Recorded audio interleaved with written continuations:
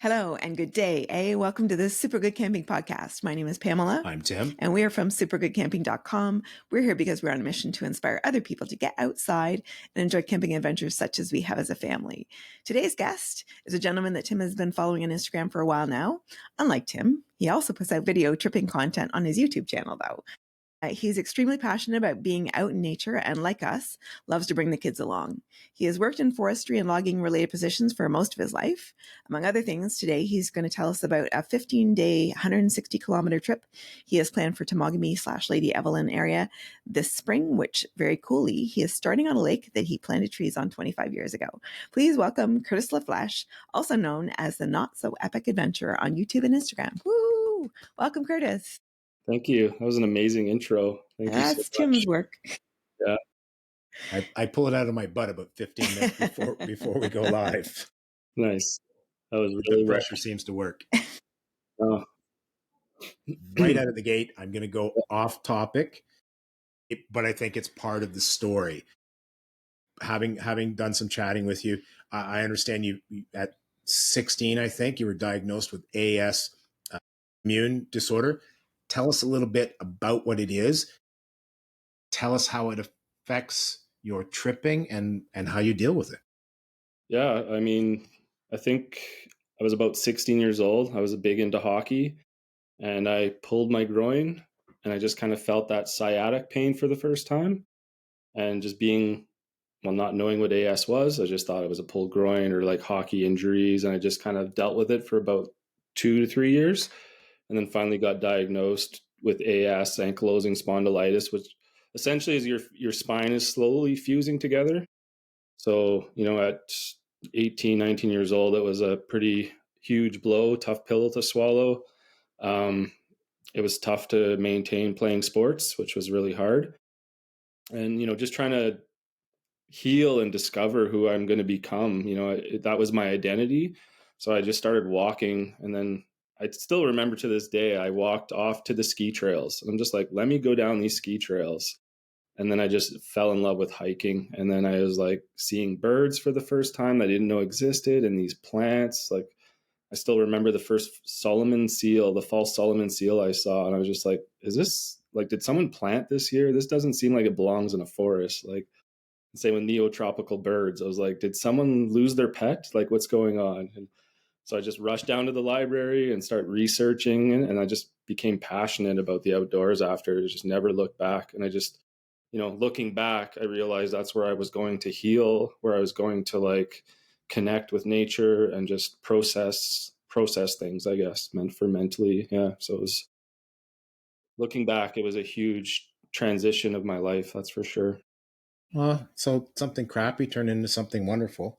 Well, and so you said it helped you heal. So has the disease, you haven't ended up in a wheelchair, obviously. A lot of people that have what I have are slunched over like really badly. And I feel just being active and mobile and pushing myself has allowed me to be straight as I can be. And I mean, I've been tripping with a lot of people, and I can hold my own. I'm 46 years old. So it's like, at this point, I don't let it hold me back because I'm 46. It's been too long. I've been fighting it so much. I've learned how to pain manage. So it's just become who I am. And, talk about like adjustments at camping. Yeah, I have to bring pain meds. I really have to watch how I sleep. I have to try my best to stretch as much as possible. And more the last 5 years, I would say, just because I'm a tree planner, like production wise, I've always been working production, and that's my excuse anyway, but I always want to get to point A to B as fast and efficient as possible. I'm really learning to like drop my pack mid portage and take a 5-minute break. And it's like extra 5 minutes doesn't make a difference at all on your trip, but it makes a massive difference on my health and my back. So just learning to slow down at my age, I guess. Yeah. I can't truly explain how much I hear myself echoed in literally in that story. I've got some back issues. I stopped trying to do, single carries anymore. We don't move every day. We often do 2 days or do a 3-day base camp, move a couple of days, do 2 days. Because, I got you beat by a few years, but So it took me a little while to smarten up for some of the things, but yeah, cool. Well, that's great. I mean, I'm glad that it's one of those, you just deal with it. Like, yeah, I still want to get out there. I want to do the stuff. This is how 30 years later I've figured out how to best manage it. You should see my bag of meds as well. Same deal, man. Anti-inflammatories, like Advil, the whole, yeah. And Okay, how cool. awesome that it, like, disease, I mean, crappy to have a disease, especially at such a young age, but that it ignited such a wonderful thing for you, a passion for nature. I tend to burn out once in a while, but it pushes me to get out. Like, I don't take life for granted. I don't take my body for granted. I just like, that's kind of why like I got into dog sledding and just like moved out west to like paddle with the salmon. Just like at that point, I was like worried that later on in my life I wouldn't be able to do those things. So I pushed myself to just do everything I could and lots of it. But now I'm at a point where I can just ease back a little bit and just enjoy it more too. Yeah. Very cool. So getting out in nature, plants, animals, all that sort of jazz I make the assumption that's what pointed you at forestry type Yep. jobs and stuff, right? Yeah, I wanted to be part of the management side of things. And maybe back then I was a little bit naive on how that all worked and thought maybe, there's good management. There is good management out there, but I thought it was a bit different, a little bit naive. But at the same time, I was at some points making really big decisions. And it was nice to know that, I'm making decisions that other people wouldn't tend to make based on my knowledge on birds and like cavity trees and riparian zones and things like that. Just having a heart, I guess, where some people are like pushing towards like, let's get as closest to the river as we can for the mill. Like, but where I was like, let's go as far away from the river as we can for the mill. Because of habitat, like because of whatever. Yeah. Yeah. Just recognizing that habitat and caring for it, not just seeing the logs as money, I guess. So yeah, I was really into the forest management side of things. Cool. Well, so training huskies too. That sounds pretty cool. Yeah, I was just adopting Siberian Huskies, and I didn't have a clue. I bought a kick sled, and I bought a dog sled, and then bought all the ropes, and then I just YouTube, kind of reading books and YouTube and trial and error, lots of accidents, and yeah, it was a lot of hard work, that's for sure. But and do you still have dogs? No, I just have one husky, but he's just a bonehead that I love. Yeah, he doesn't pull sleds. He doesn't like going out in the rain too much. Yeah. But yeah, we all adopted them away to actual dog teams. So one of the females actually went on to like win a bunch of races, which was kind of cool. Well, didn't the dude that won this year's Iditarod, I think he did it with all rescues. I'm pretty sure that was the deal. Was he was determined. It wasn't going to be once he'd trained for a bazillion years. He was going to be all rescues. He was going to train them for a year or something like that. I don't know all the details, but it was like, holy crap, because that's serious stuff. Yeah, it's a lot of hard work for. You get like 3-4. Well, out there I was getting more, but 3-4 months of winters that you get to actually use them on the sleds, and the amount of work it takes all year to get there is just incredible. Yeah. I had 5 dogs at one point, but the team is mostly 4, and that was hard work. Just 4 dogs. Yeah, it's a lot of dog. We had a lot of good friends that dropped off a lot of moose scraps and help feed them. Cool. So before we get to your big trip, where do you normally trip? What are your normal outdoor adventure pursuits? I know you like to fish. You're also a way better fisherman than I am. So. I don't know about that, but yeah, I do. I don't really have spots. I love to go. I'm not too big on parks. It's nothing against parks. I don't have any reasons. Just I tend to like going places where no one's gone before. So I usually just kind of look on Avenza or maps and just find rivers and like go exploring by foot. As far as like canoeing, Temagami is definitely a place I've traveled over the years. And then just local areas around here in Mattawa River. We have Highway 533 that's all full of small brook, splake mostly, but also brook trout lakes and rivers. So that's a great place to go out and explore. And then you're out west. You're North Bay-ish now, right? Yeah, I'm in North Bay area, sorry. Yeah. So coming from out west, it was kind of hard, like paddling some of those rivers and the salmon and the eagles and the mountains. I'm like, what am I going to do in Ontario? And I was kind of bummed out. But then I got here and I was just like, it didn't take long to be reminded how beautiful it is up here, and not much different really.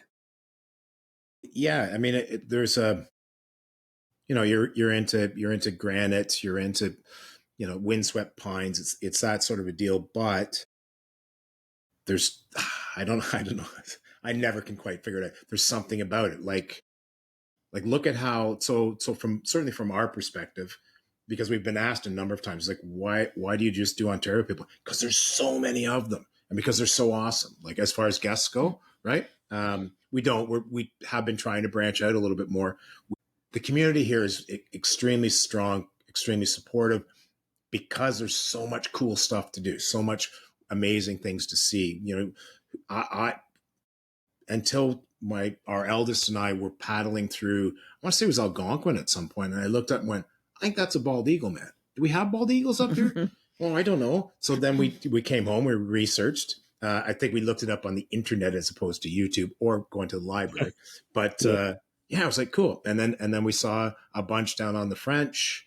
It's like, that's awesome. That's a massive bird of prey. I had no idea. So getting out there and doing stuff with the community, it's a weird thing. We had an amazing chat with a dude from Saskatchewan recently, and I think it was probably pushing 3 hours of just yakking. Like, we did it, it was, I'm sure it was a 40-minute segment, but we ended up yakking with them for hours. Like, and it's like, there's not so many people here. There's not so much. It's not there. There are some, but it's a slightly different deal. Whereas here, you go to the whatever outdoor adventure show, and it's like, hey, you see all your cool YouTubers and stuff.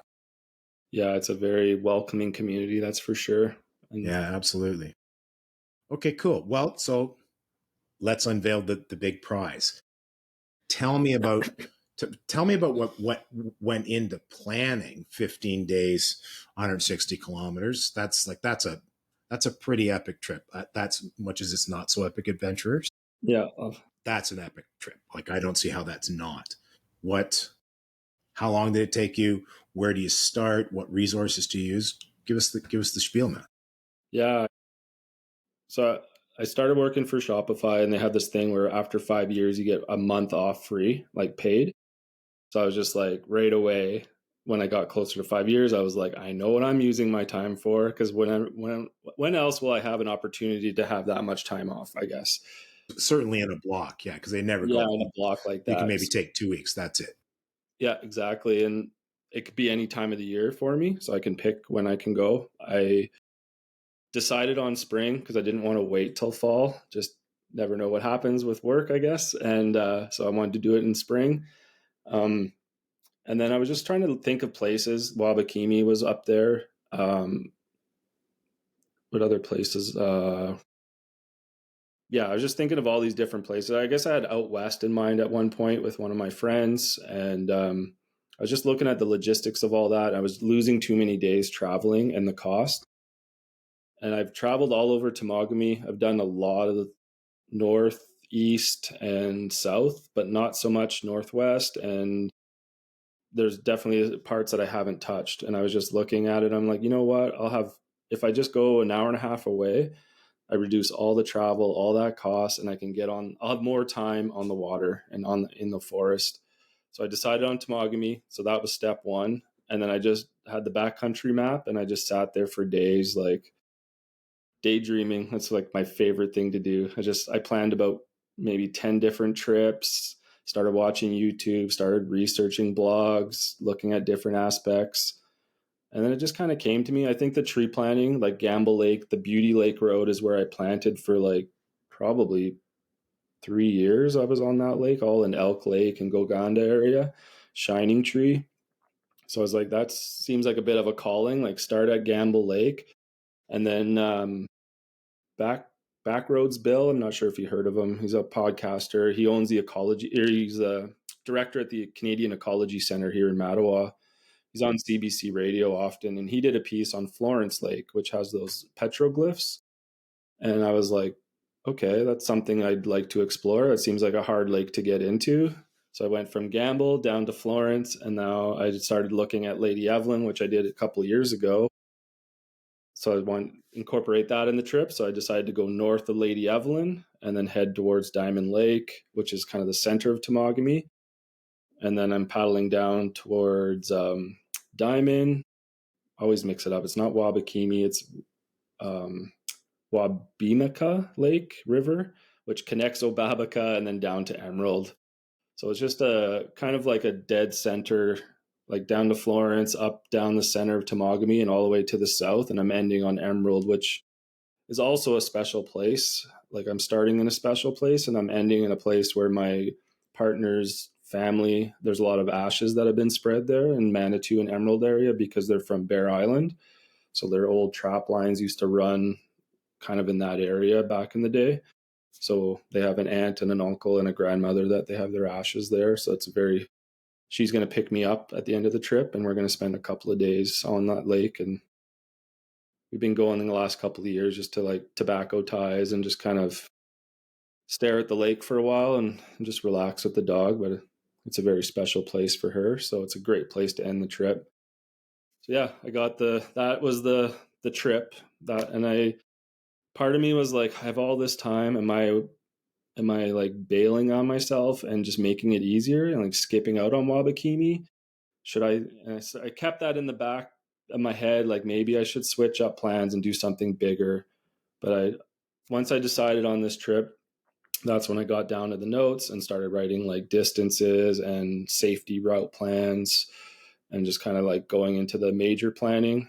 And then I got into like food, gear, yeah, just all the logistics involved. I mean, I considered flying into Florence at one point. The cost was a little too much. There's shuttles to get from Temagami to Gamble. I'm hoping that it looks like I have a ride, which is kind of nice. So my friend and girlfriend are going to drive me down, hopefully. So that'll be nice to avoid those costs. So yeah, I just been planning. I think the biggest thing now has just been what gear am I going to bring and the food. Like I've already started dehydrating just like the berries, and then I'll do corn and peppers just so I can build meals. But yeah, I've got about 10-day menu planned.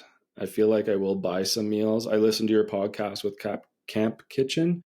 And, I actually didn't know about freeze dried versus dehydrated. So I was just like back to the drawing board. Okay, I feel like I'm going to support his business. And that's where I'm going to get the freeze dried portion into my planning. And then the rest, I'll just dehydrate my own meals, which I love to do. But even just like the calorie intake per day, I'm usually not that big on that stuff. I just eat what I can and I don't eat too much some days and lots the others. But this is a big trip where I need to have those calories in me. That's for sure. Yeah, you got to stay on top of that. Yeah, your burn rate, for lack of a better term. exactly. Sure. Yeah. So I created this master spreadsheet where it's like everything I add equipment wise gets added to the master and then adds the pack weight. And then same with my menu. As I add food, it'll add the weight to the final tally, I guess, just to have something that I can print out and have a visibility of what I'm bringing. But yeah, I've got like a journal here that's got about 10 pages and the spreadsheet, and it takes a lot. Like, you just want to plan. Like there's always bad luck, but you can really reduce it by really good preparation and planning. Well, yeah, and people have told us like that's part of the anticipation of the whole trip is the planning and trying to get the details just right, and looking forward to making sure that you actually got the food on point, you got the meals that you wanted to have done. I think that's part of the fun. It has to be because everyone like it's such a big part of it, and everyone that does it loves they go camping afterwards. That's the reward. But I love the planning part, and I call it mise en place like a chef. Like I love having all my gear out on the room and just looking at it and just like prepping and then taking this gear out, maybe adding something or just like what's that old bushcraft? Like everything should have 3 uses almost. Like so just coming up with ideas of like, oh, if I bring this rope, this will be my bear hang, this will be my canoe tie, this will be this, and multiple use for everything. So yeah, I've been packing and repacking in my mind already, and it's fun. It's a fun part of it for sure. So this is a solo trip, Curtis, right? Sorry, yeah, it is solo. That's a big part of it. I know a lot of especially my parents, like, why don't you go with someone for the safety reasons? But that's a big part of this. It's like what do you say? I'm challenging myself. That's for sure. This is a big trip. I've never done anything.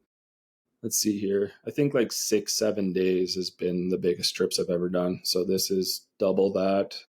I have safety plans. I know I can get out earlier, like through Sandy Inlet or if airplane or call it the Eco Lodge, But at the same time, I don't want to bail. Like I want to push myself to be there that long. So it's going to be challenging. I'm going to have some ups and downs, that's for sure. I'm already, as we get closer to the date, I can feel that anxiety building of the trip. And yeah, it's all part of it. Well, yeah, it's late May into June, right?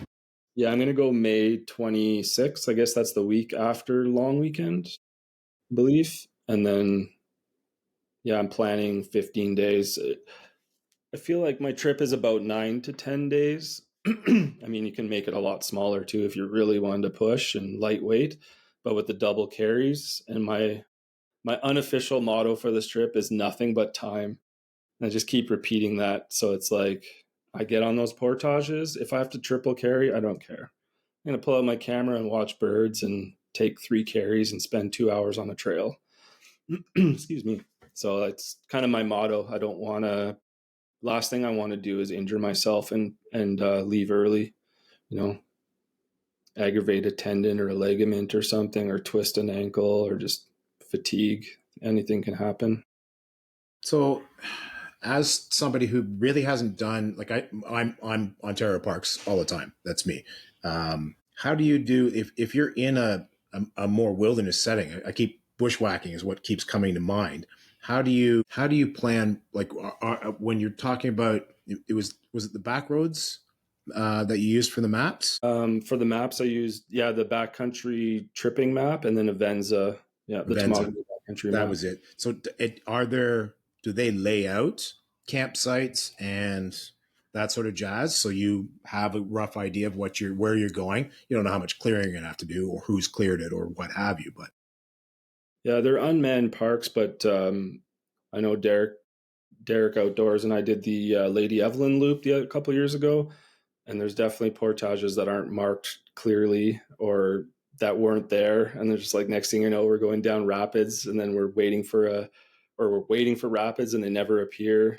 Just water levels, and then campsites, you can just never know, I guess. Like I've had one map show a site here, and then the main map show it another place.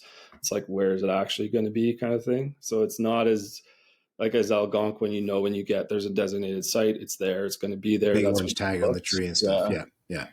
And that's the other side of it too, is someone could be there. So you got to watch. Like if I'm pushing on a day, like I just want to reach this campsite by the sundown, and then all of a sudden you pull up and someone's there. It's like, oh no, I didn't book it. It's not, you have to book to permit to camp, but you don't book the actual campsite. Sites themselves, right? Yeah, so it's first come, first serve. Yeah, a bit of a crapshoot. I mean, I think I get the allure of it. A bit anal retentive myself, so knowing that this is where I'm going, like never minded booking a lake, right? Because there's 6 sites on it or what have you, and sure as all get out, I will paddle past the first one. There'll be somebody on it. Second one, third, fourth, fifth. So we're on the 6th site, the farthest one away, whatever. But at least I know I'm on this lake. I'm on a site, so if I can plan. We can get there an hour before sundown. We can get there 2 minutes before sundown, but we can still get there before sundown. Mm-hmm. That's good too for safety as well. Like if you can't,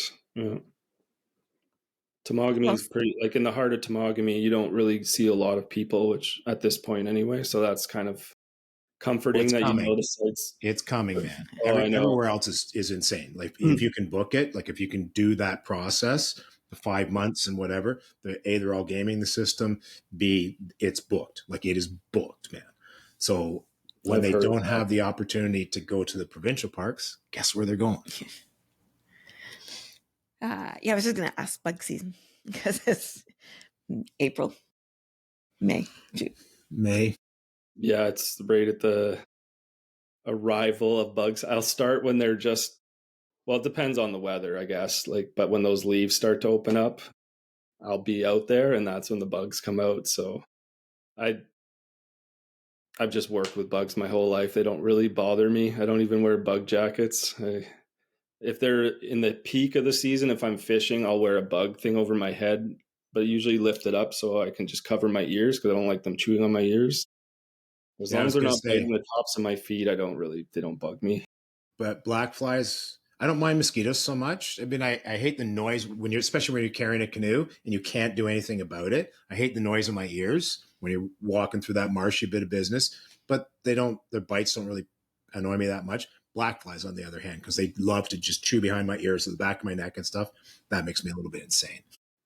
Yeah, I don't know. I'm like one of those lucky guys. I found that out tree planting where like they bother me more just like bothering me, like like the peak of Black Fleet, we were wearing like ski goggles and like t-shirts over our face, and but some people just like get eaten and swollen, and I wouldn't even get itchy, knock on wood. But yeah, I'm prepared. I brought bug spray and a bug net for sure. Just you want the port when your hands are busy. That's when they really start to bite. So if I have two hands on a canoe, I better have some bug spray. Yep. Yep. I hear you. With Thomas and I actually bought one of the original bug shirts because we were planning an earlier trip, an end of May trip. And it turned out it didn't play out, and I had kind of mixed feelings about having to cancel the trip. It's like, ooh, later into June or early July, not so bad. I could probably deal with that fact, So I lost whatever, $150. That's probably a small price to pay here at this point. So what other? I don't know. Share a trip, one of your 6 or 7 day solos, or share a trip. I know I'd see you take your daughters out with you. Just like I don't know how much you muck about with them. If they do, a long weekend trip with you or something like that. Are they digging it, or are you dragging them kicking and screaming?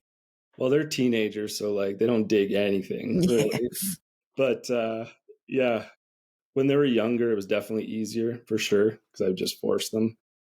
Now they're teenagers. They're like, ugh. But we do go to parks every year, like Martin River Park or Temagami. They like that. They like the toilets. They like the beaches and stuff. And I know it's not for everybody, so I don't want to push them to a point where I want them in bug season and getting rained on and suffering, just because I enjoy that. But I've taken them on the last few years. I've taken them on backcountry trips. We went on the Mattawa River, which we got rained on and bugged out, but they were troopers, which was awesome. And they still talk about that memory. So it's like, even though it was a bit of a sketchy memory, they still talk about it, which makes me happy.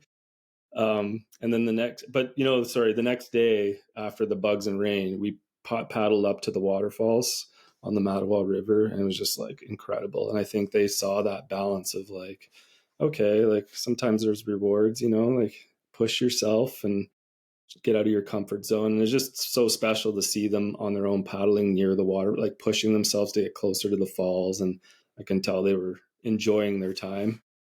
I always kind of remind them that after too. Yeah, was that you enjoying your time? Okay, No. just checking, just checking.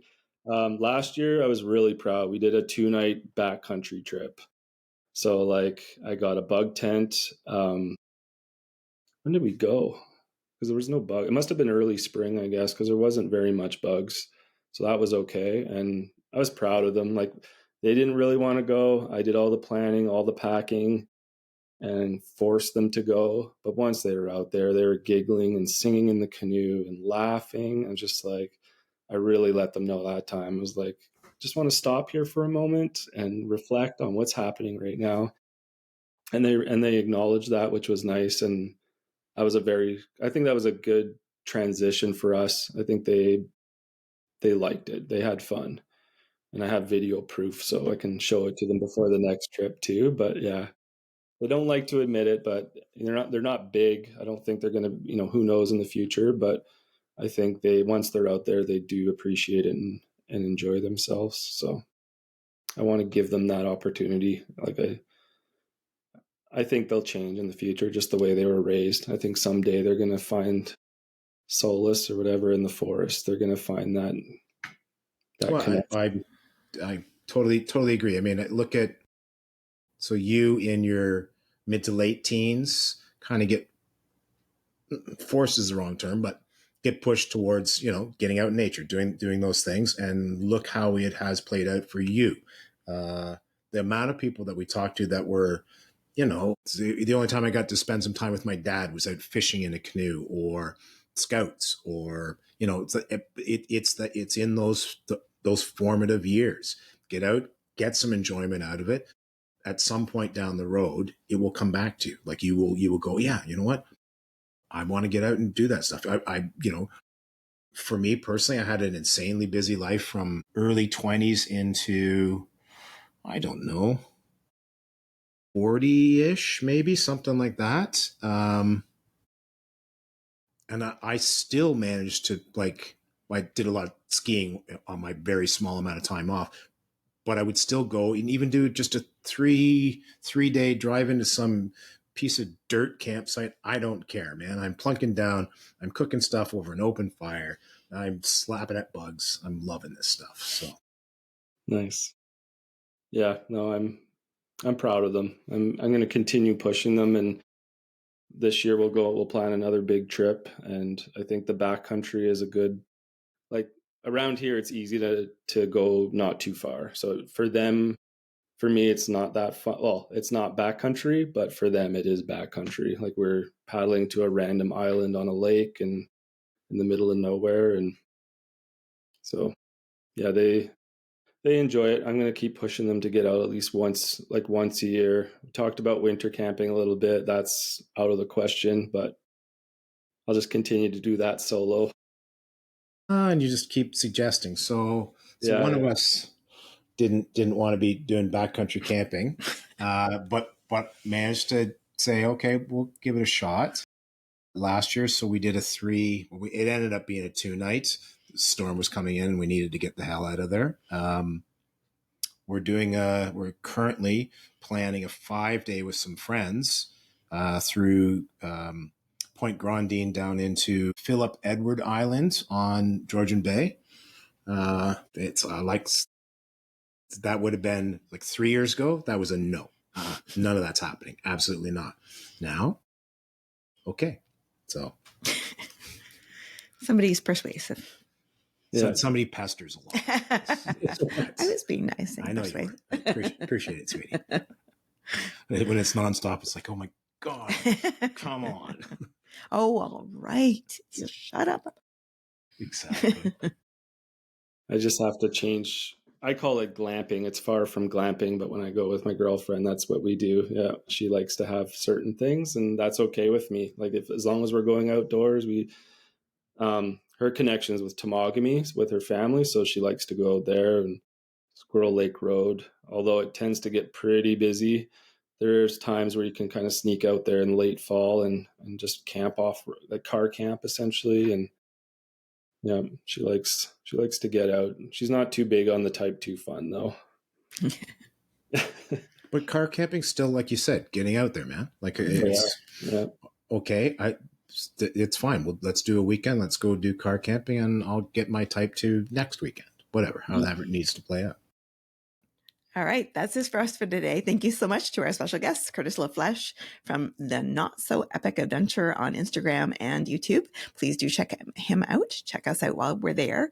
And if you want to talk to us, we are at hi@supergoodcamping.com. If you have a question, a comment, if you have even somebody you would like us to interview, we would love to hear from you. So it's hi@supergoodcamping.com. That's hi@supergoodcamping.com. And we'll talk to you again soon. Bye. Bye.